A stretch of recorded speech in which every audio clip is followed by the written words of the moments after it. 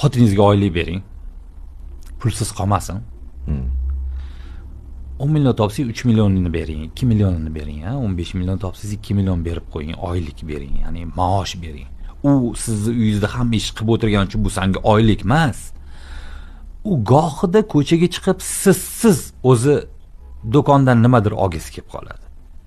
Gohida o'zi shundoqqina chiqib bir shuba olmasa ham oddiy kalgotka olib o'zini ko'nglini xursand qilgisi kelib qoladi. O qimmat Dior atir olmasa ham shunchaki sizdan alohida, bolalardan alohida anu korzinkada bozor qilib yurmasdan shunchaki do'kon aylanayotganda o'tib kelib o'zi xohlagan ichkisi kelgan yogurtni olib ichkisi keladi gohida va o'zi o'sha pulni cho'nchagidan chiqarib bergisi keladi. O'zini puli bo'lish hissini tuygisi keladi. Chunki u kun bo'yi uyda o'tiradi. Bolalar bilan mashg'uldi-yu. Va gohida chiqib shunda ko'ynini yozib kelish uchun ko'chaga chiqqisi keladi. Likillash uchun emas, u boshqa masala.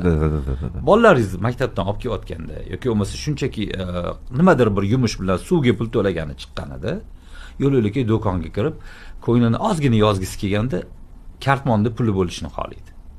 Sizga telefon qilib как minimum uyiga nimadir olish uchun. Uyiga nimadir oladi yoki bolalarga paypoq oladi-da, misol uchun. Nima oladi?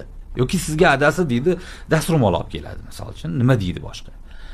O'shanaqa paytda sizga telefon qilib kartamga ozgina tashlab yuboring yoki bo'lmasa bugun ertalab ozgina pul tashlab keting deyishga ehtimol u uyalar.